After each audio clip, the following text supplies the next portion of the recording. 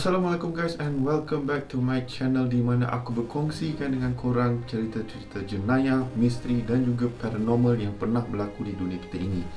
Cerita hari ni korang kena tunggu sampai penghujung dia. Sebab apa? Dia punya jenayah yang dilakukan ni boleh dikatakan lain daripada yang lain. Korang pun takkan expect siapa yang melakukan jenayah tersebut. Alright, so sebelum kita bermula dengan kisah kita hari ini, alright, story yang aku bakal cerita hari ini, kepada korang yang masih belum subscribe ke channel aku, korang boleh tekan butang subscribe di bawah.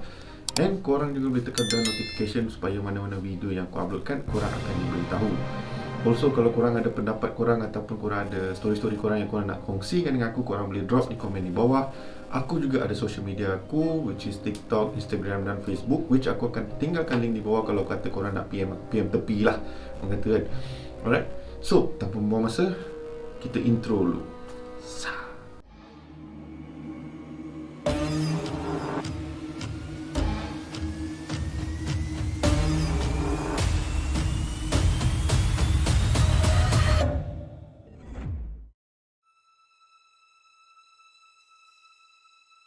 Alright guys, so kisah kita pada hari ini bermula dengan seorang lelaki yang membuat film di Kanada yang bernama Mark Andrew Twitchell.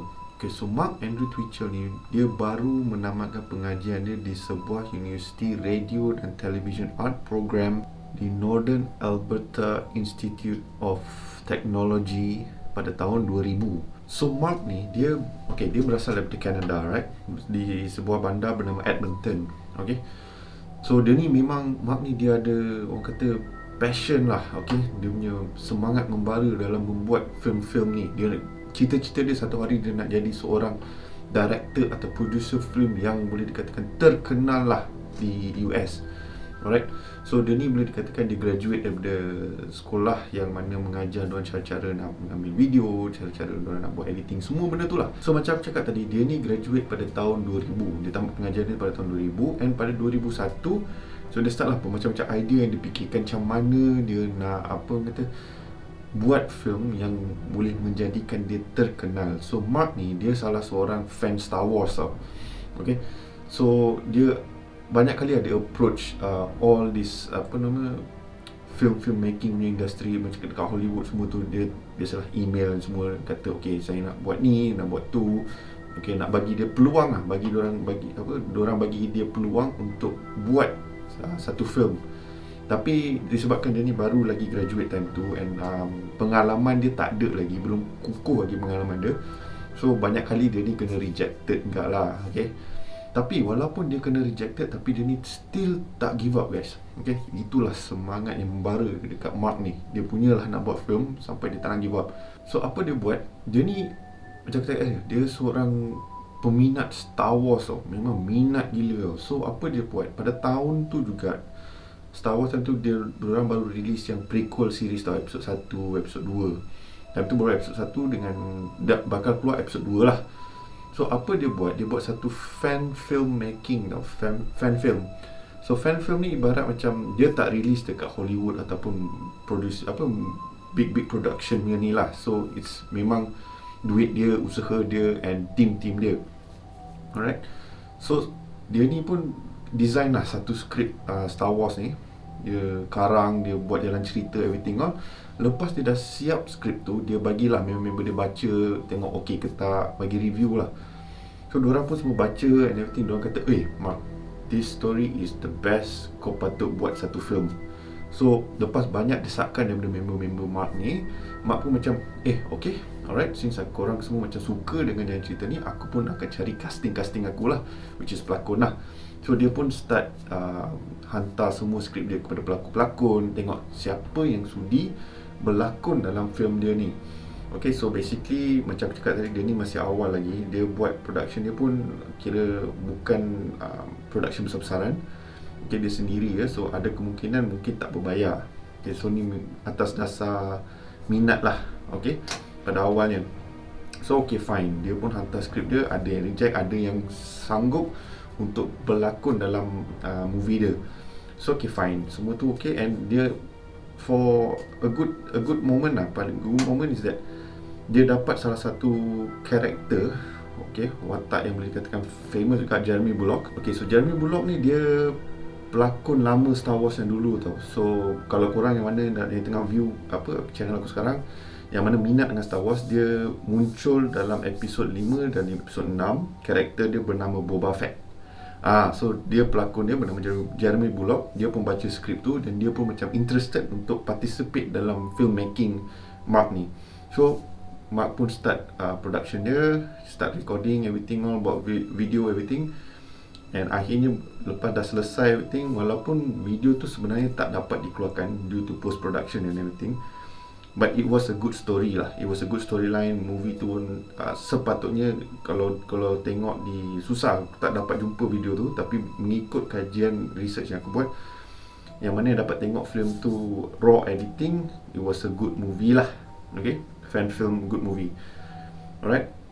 So lepas dia dapat sambutan yang boleh dikatakan bagus daripada member dia pun macam lagi semangat nak buat film lagi. Lepas cerita Star Wars yang dia berjaya complete recording, alright, pada complete semua, dia pun nak venture lebih mendalam lagi dalam cerita-cerita lain, cerita-cerita macam thriller, crime dan semua benda tu. Okay, and especially this one story ni, dia series lah, basically series, bukan story, series yang dia memang berkenan gila tau. So tajuk series ni is called Dexter. Okay, so kepada korang yang mana tak tahu cerita Dexter ni pasal apa, so Dexter ni dia merupakan satu series yang dulu ada dekat Netflix, sekarang dah tak ada dah. Tapi kalau korang yang nak tengok, korang kena cari kat online lah kan. Okay, so cerita Dexter ni basically mengisahkan seorang lelaki yang bernama Dexter Morgan. So dia ni bekerja di sebuah department polis di Miami. Alright, aku rasa Miami. Aku harap betul lah Miami. Di Miami, di mana dia ni seorang bahagian forensik, yang mana dia ni masuk untuk tengok orang kata blood splatter lah. Blood splatter ni percikan darah lah. Bila satu mangsa tu kena bunuh, dia ada percikan darah yang menunjukkan macam mana mangsa tersebut dibunuh. So dia ni memang pro dalam bahagian tu lah. Tapi apa yang ramai orang tak tahu, pihak-pihak polis ataupun keluarga dia yang tak tahu, is that Dexter Morgan ni juga seorang pembunuh. Yes.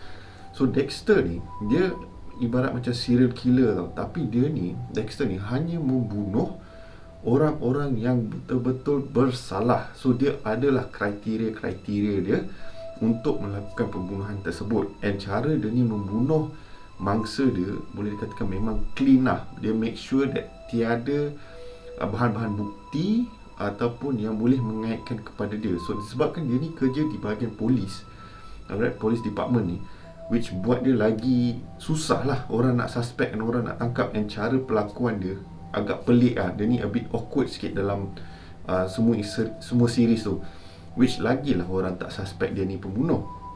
So aku malah nak cerita lebih pasal Dexter ni. So mana yang korang nak tahu lagi cerita dia, aku dah tengok dah. Dia ada, tak silap aku, 8 season tak silap aku. Memang best. Aku memang recommend korang tengok. And cara dia buat semua kan, memang interesting. So disebabkan Mark ni dia terlalu taksub dengan series Dexter ni, so dia pun nak try buat satu film yang lebih kurang sama macam Dexter ni, dengan harapan confirm lah boleh melonjak lah populariti dia.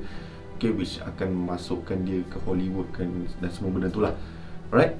So dia buat banyak research lah. Ada tak kes-kes pembunuhan di kawasan dia, which is di Canada, Edmonton. Alright.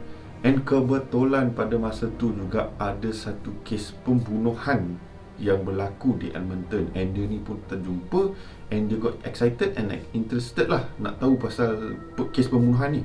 So Mark pun buat research, buat macam-macam research. Dia check, dia baca, pergi check dengan pihak polis, semua benda. So tapi pihak polis tak bagi dia keterangan penuh lah pasal insiden pembunuhan ni. Okay. So lepas dia dapat beberapa idea pasal kes ni, dia pun karang skrip yang boleh dikatakan agak detail juga lah. Cara pembunuhan, cara mangsa ditangkap, semua benda. So memang dalam otak dia macam, oh ini boleh hit ni, confirm boleh hit. Alright. So lepas dia dah karang tu, dia tak sempat nak siap skrip dia lagi. What happened was, for some reason skrip dia ni dibocor tau. Dia macam sama macam orang kata leak skrip ke leak footage ke apa benda. So lebih kurang sama lah macam tu. So skrip ni somehow tersebar dan ada beberapa pihak terjumpa, which satu point sampai ke pihak polis tau. So pihak polis pun membaca skrip tersebut and rasa macam skrip ni macam something wrong kan, macam something tak kena. And also plus it was so detail, jalan cerita dia. Pihak polis contact Mark ni dan bagi tahu Mark, kau tak boleh nak proceed dengan pembuatan film ni lah yang telah kau reka dan telah kau karang. Okay, so Mark pun macam kecewa lah. Dia macam tak dapat macam nak proceed dengan video ni kan. So macam tak adil lah. So apa yang bakal aku ceritakan ini adalah berdasarkan skrip yang telah dikarang oleh Mark. Okay, so aku akan go through. Tapi the problem is that skrip ni dia tak ada in full detail lah. So aku akan baca skrip ni based on few details yang aku jumpa, and aku akan ceritakan korang apa yang ada dalam skrip ni sampai membuatkan pihak polis tak membenarkan Mark untuk teruskan dengan production dia.